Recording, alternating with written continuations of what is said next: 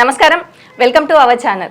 2023 సంవత్సరం ముగించుకొని 2024 సంవత్సరంలో అడుగుపెడుతున్న సందర్భంగా ఏ రాశి వారికి ఎలా ఉండబోతుంది, అంటే ద్వాదశ రాశుల వారికి ఎలా ఉండబోతుంది 2024లో అని మనకి తెలియజేయడానికి ప్రస్తుతం మనతో పాటు ముళ్ళపూడి సత్యనారాయణ మూర్తి గారు ఉన్నారు. వారితో మాట్లాడేద్దాం. నమస్కారం గురువుగారు. నమస్కారం అమ్మా సుజన. గురువుగారు, 2024 సంవత్సరం వృషభ రాశి వారికి ఎలా ఉండబోతుంది అంటారు? వృషభ రాశి వారికి 2024 సంవత్సరంలో ఎక్స్ట్రాడినరీగా ఉంది. వృషభ రాశి వారు ఆల్రెడీ 2023లో కూడా వీళ్ళు తెగ ఫ్రూట్స్ ఎంజాయ్ చేసేస్తున్నారు. కాబట్టి దాంతో కంపేర్ చేసుకుంటే 2024 ఇంకా పుంజుకుంటుందమ్మా. మరి వీరికి ఆర్థికంగా ఎలా ఉండబోతుంది అంటారు ఈ సంవత్సరాంతం? ఆర్థికంగా వీళ్ళకి లాభంలోకి గురుడు వచ్చేసాడు. అక్టోబర్ 2023లో అక్టోబర్ 30న రాహువు మేషరాశి నుంచి లాభస్థితిలోకి మీనరాశిలోకి వెళ్ళాడు. అలాగే ఈ యొక్క కేతువు కన్యారాశిలోకి వచ్చాడు. బాగుంది. అయితే రాహు లాభస్థితిగతుడు అయి ఉండడము, ఈ శని రాజ్యస్థితిగతుడై ఉండడము కుంభరాశిలో. కాబట్టి ఈ యొక్క వృషభ రాశి వారికి ధనంకి సంబంధించి ఇతర వనరుల వల్ల కూడా లాభాలు వస్తాయి. అండ్ ఈ యొక్క బుధుడు ధనాధిపతి అయినటువంటి వృషభ రాశికి ఆ బుధుడు సర్టెన్ పీరియడ్స్లో బాగుండడు అనమాట. ఫర్ ఎగ్జాంపుల్, బుధుడు వక్రించి నవంబర్ 24, 2024లో ఈ యొక్క వృశ్చిక రాశి సంచారం చేస్తున్నాడు, ప్రవేశం చేస్తున్నాడు. అటువంటి టైంలో కొంచెం ఫలితం తక్కువగా ఉంటుంది. ఇన్కమ్స్ అంటే రెగ్యులర్గా ఇప్పుడు ప్రభుత్వ ఉద్యోగాలు చేస్తున్నటువంటి వాళ్ళు ఉన్నారనుకో, వాళ్ళకి శాలరీస్తో పాటు ఇతర వనరులు, ఇతర బిజినెస్లు చేయనివ్వండి, లేకపోతే ఇతర ఆదాయ మార్గాల వల్ల వచ్చేటటువంటి దాంట్లో కొంచెం తగ్గుతుంది.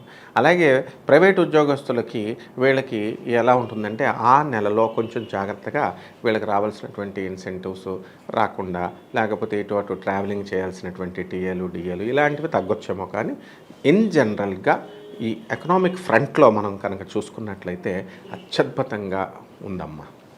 మరి ఈ రాశి వారికి వృత్తి, వ్యాపార పరంగా, ఉద్యోగ పరంగా ఎలా ఉండబోతుంది అని అంటారు? వృత్తి, ఉద్యోగ రెండు ఒకటే.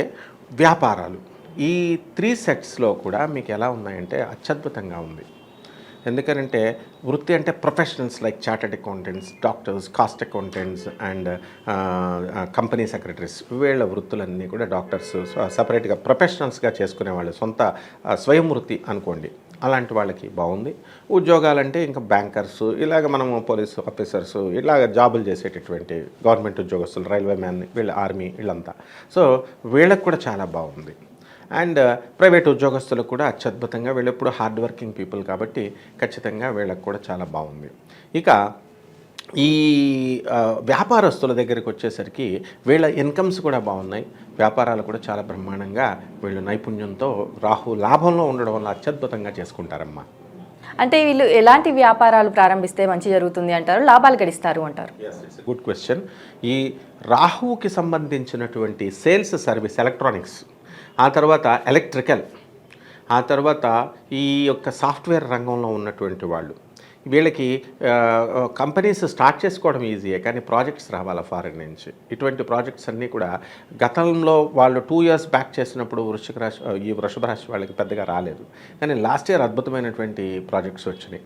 ఇప్పుడు యుఎస్ఏలో వీళ్ళకి ప్రాజెక్ట్స్ సరిగ్గా లేకపోయినప్పటికీ, రెసెషన్ సాఫ్ట్వేర్కి రంగానికి నడుస్తున్నప్పటికీ కూడా ఇప్పుడు ఈ సంవత్సరంలో వీళ్ళకి సాఫ్ట్వేర్ వాళ్ళకి ప్రాజెక్ట్స్, కొత్త ప్రాజెక్ట్స్ వస్తాయి వృషభ రాశి వాళ్ళకి. కాబట్టి ఇది ఈ రాహువు అండ్ దీనికి సంబంధించినటువంటి అలీడ్ రంగాలకి అత్యద్భుతంగా ఉంటుంది. అదేవిధంగా రాజ్యస్థితిగతుడైనటువంటి ఈ శని వల్ల iron scrap, iron business, automobile spare part షాపులు అవనివ్వండి, ఆటోమొబైల్ ఇండస్ట్రీస్ అవనివ్వండి, సో ఈ ఐరన్కి సంబంధించినటువంటి వ్యాపారాలు కూడా చాలా అద్భుతంగా ఉంటాయి. ఇకపోతే మనకి శుక్రుడు ఉన్నాడు. ఈ శుక్రుడు 31 మార్చి 2024లో రాహుతో కలిసి లాభస్థితిలో ఉండడం వలన హాస్టల్స్, తర్వాత ఈ food industry, catering, restaurants, pubs, ఇవన్నీ ఈ బిజినెస్లో అత్యద్భుతంగా, డిపార్ట్మెంటల్ స్టోర్స్ అత్యద్భుతంగా నడుస్తాయి. ఇక మరి మనకి ఏమిటండి బాగా నడవవు అంటే ఈ ఎక్స్పోర్ట్స్, ఇంపోర్ట్స్ బిజినెస్లు ఉంటాయి, ఫారెన్ రిలేటెడ్ సంబంధించినటువంటివి, అవి కొంచెం డల్గా ఉంటాయి. అండ్ మనకి కుజుడు మనకి డిసెంబర్ 7వ తేదీ 2024 సంవత్సరంలో మనకి కర్కాటక రాశిలో నీచపెట్టి ఉండడం వల్ల ఫార్మా సంబంధించి కెమికల్ సంబంధించినటువంటి రంగాలు బాగుండవని మనం చెప్పుకోవాలమ్మా. యావరేజ్గా ఉంటాయి. అంటే ఇప్పుడు చూసుకున్నట్టయితే రియల్ ఎస్టేట్ రంగాలు, బంగారం వ్యాపారం చేసే వాళ్ళకి బాగుంది అనేసి అని అన్నారు, బాగుంది అనేసి అని అంటారు. మరి ఈ రాశి వారిలో ఎలా ఉంది అనేసి అని అంటారు? రియల్ ఎస్టేట్ రంగం వాళ్ళు ఎల్లప్పుడూ బాగానే ఉంటుంది. అయితే వీళ్ళు లేనిపోని భూములు క్రియేట్ చేసేసి 1,00,000 రూపాయల గజము అని, అది ఒరిజినల్గా 60,000 కూడా ఉండదు. ఈ బిల్డింగ్ ₹1,00,00,000 అనుకోండి, 1,50,000 చెప్పేసి ఇట్లాగా ఆర్టిఫిషియల్ భూమిని క్రియేట్ చేసి ఈ సిటీస్లో తప్పవన్నమాట, ఈ అర్బనైజేషన్లో. సో దానివల్ల వాళ్ళు అంత లాభాలు రావట్లేదని భావిస్తారు. ఒకప్పుడు ఏదో అమాయకంగా కొనేటటువంటి ఇన్నోసెంట్ సాఫ్ట్వేర్ ఇంజనీర్స్ ఉంటారు, వాళ్ళు కొంటారు, అస్తమానం కుదరదు కదా. సో న్యాచురల్గా వాళ్ళ బిజినెస్ ఏం పడిపోలే. ఎప్పుడు ఉండే మార్కెట్ రియల్ ఎస్టేట్ రంగానికి ఉంది. కాబట్టి బిల్డర్స్ అవనియండి, ఈ రియల్టర్స్ అవనియండి, వీళ్ళు చేసేటటువంటి వ్యాపారం అత్యద్భుతంగా ఉంటుంది.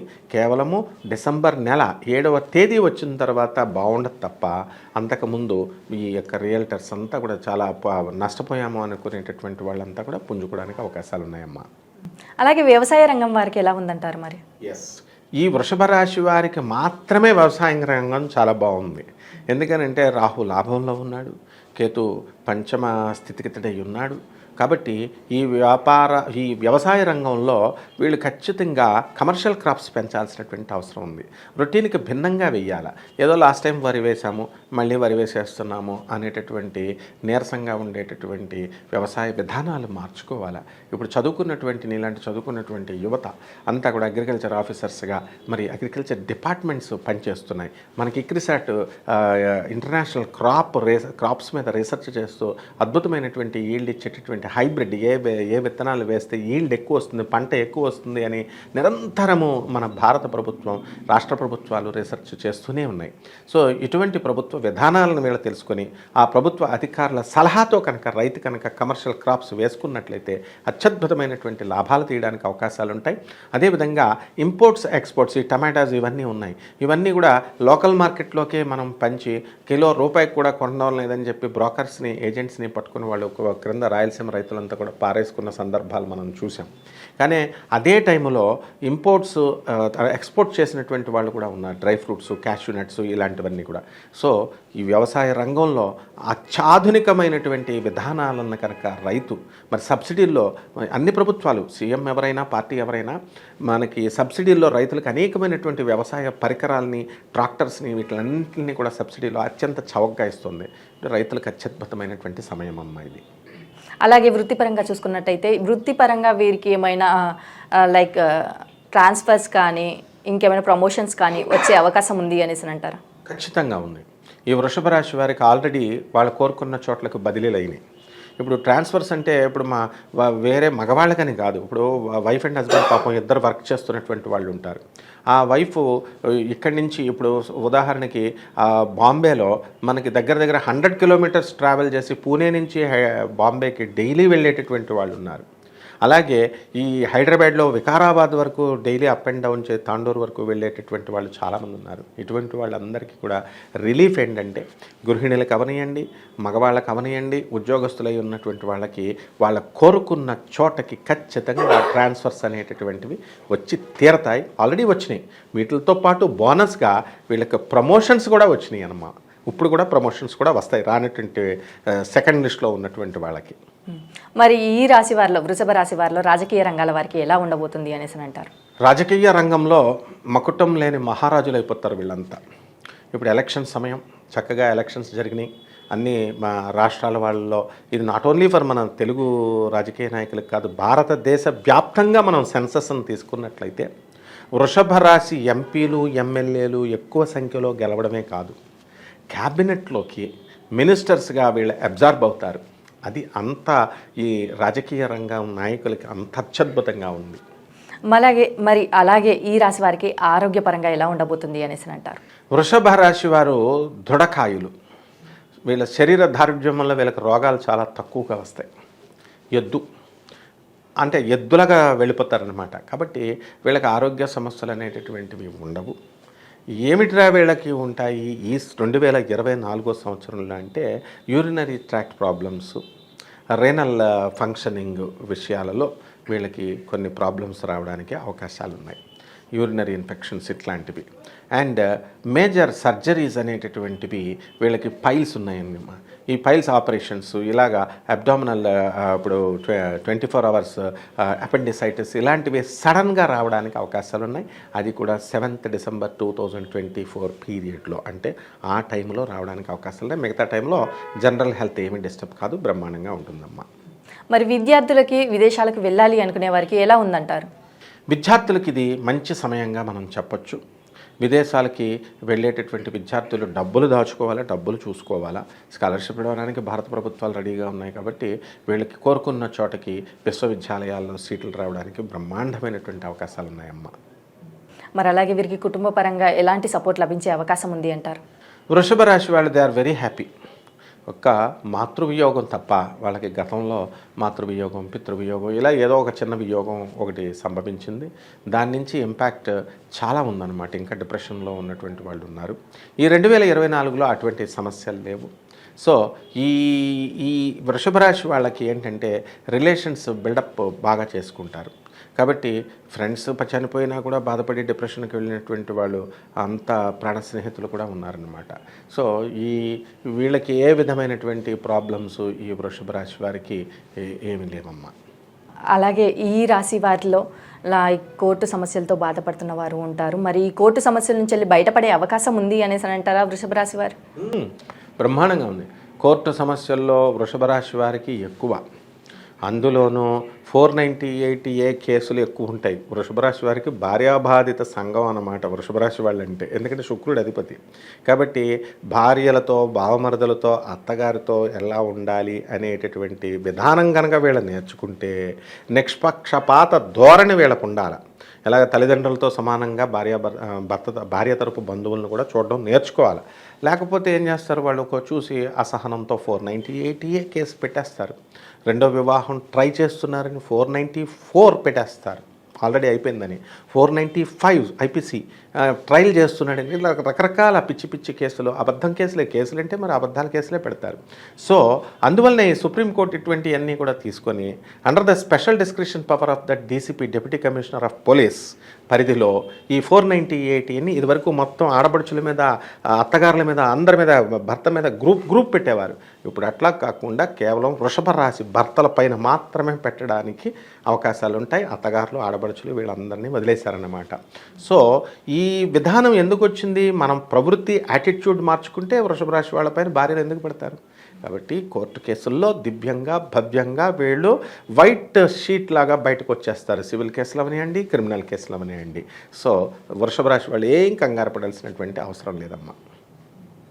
మరి అలాగే వీరికి గృహయోగం కానీ, వాహన యోగం కానీ ఉంది అనేసి అంటారా? కొనేశారమ్మా వృషభ రాశి వాళ్ళంతా.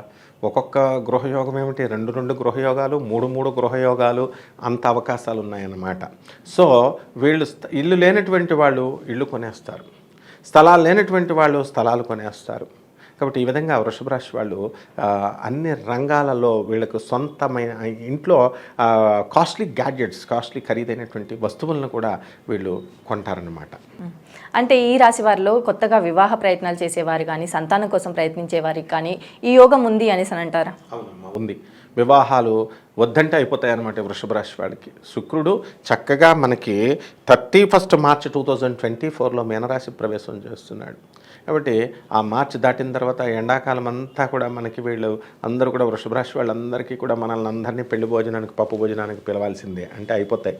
ఇంతకాలంగా వెయిట్ చేస్తున్నటువంటి వివాహాలు కాకుండా ఉన్నటువంటి స్త్రీలు అవనివ్వండి, పురుషులు అవనివ్వండి, వివాహాలు అయిపోతాయి. అండ్ నాట్ ఓన్లీ వివాహం అనగానే మనం ఫస్ట్ మ్యారేజ్ అనే ఇది వరకు మనం అనుకునే వాళ్ళం. పాపం ఇప్పుడు సెకండ్ మ్యారేజ్ వాళ్ళు వీళ్ళు ఉన్నారు.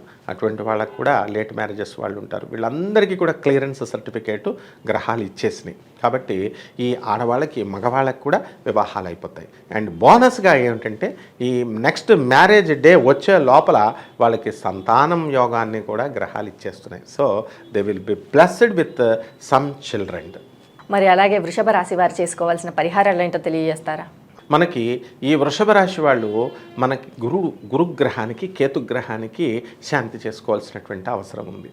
గురు జపం, గురు స్తోత్రాలు, గురువుకి కిలోంపావు శనగల్ని, పసుపు వస్త్రాలని పేద బ్రాహ్మణులకి గురువారం నాడు ఉదయం తెల్లవారుజామున 3 గంటలకు ఇవ్వాలి. ఏ బ్రాహ్మణుడు వస్తాడు? రాడు కదా. కాబట్టి at least 9 o'clock in the morning ఇవ్వడం అనేది శుభం. ఈ విధంగా ఈ గురుగ్రహానికి గానగాపురం వెళ్ళి దత్తాత్రేయ స్వామివారు, లేకపోతే మంత్రాలయం వెళ్ళి రాఘవేంద్ర స్వామివారు, పోతులూరు వీరబ్రహ్మేంద్ర స్వామివారు బనగానపల్లి, గురువుకు సంబంధించినటువంటివి అటువంటి క్షేత్రాలకి, గురుస్థానాలకి వెళ్ళి వీళ్ళు గురువు యొక్క గురు పాదుకల దర్శనం చేసుకోవాలి. గురువు ఫేసులను కాదు. ఇప్పుడు మనం సపోజ్ దేవాలయాలకు వెళితే వెంకటేశ్వర స్వామి ముఖం చూసి ఫేస్ చూస్తాం అనమాట. మనం చూసి దండం పెట్టుకుని వచ్చేస్తాం. అట్లా కుదరదు. ఇక్కడ గురువు స్థానాలలో ఆ గురు పాదుకలు లేకుండా కనుక ఆ మూర్తి విగ్రహ మూర్తుల్ని చూసినా సరే ఫలితం ఉండదు. గణగాపురం వెళితే ఖచ్చితంగా గురు పాదుకలను చూడందే ఆ దర్శనం సంపూర్ణం కాదు అని చెప్పబడింది శాస్త్రం, గురు చరిత్రలో. మరి అదేవిధంగా వీళ్ళు ఈ యొక్క కేతువుకి కేతు జపం చేయాలా, కేతు స్తోత్రాలు చేయాలా, కేతువుకు కిలోంపావు ఉలవల్ని చిత్రవర్ణం కలిగినటువంటి వస్త్రాన్ని పెద బ్రాహ్మణులకి ఇచ్చి దానం చేయాలా. అలాగే కేతువుకి గణపతికి గరిక గడ్డితో లడ్డూల నైవేద్యంతో వీళ్ళు పెట్టాలా. ఇవన్నీ కూడా నైవేద్యాలు మీరు కొద్దిగా తిని పేదవాళ్ళకి ఎక్కువ పంచితే ఖచ్చితంగా ఈ యొక్క వృషభ రాశి వాళ్ళ గ్రహాలు ప్యాసిఫై శాంతిస్తాయమ్మా. అలాగే గురువుగారు, వృషభ రాశి వారికి 2024 సంవత్సరంలో ఎలా ఉండబోతుంది, అలాగే వీరు గురువును కేతువును ఎలా ఆరాధించాలి, అలాగే దత్తాత్రేయ స్వామిని అంటే గురువు యొక్క పాదుకలను దర్శించుకోవడం వలన వీరికి ఎలాంటి యోగాలు కలుగుతాయి అనేసి చాలా బాగా వివరించారు గురువుగారు. ధన్యవాదాలు. వెల్కమ్ అమ్మా.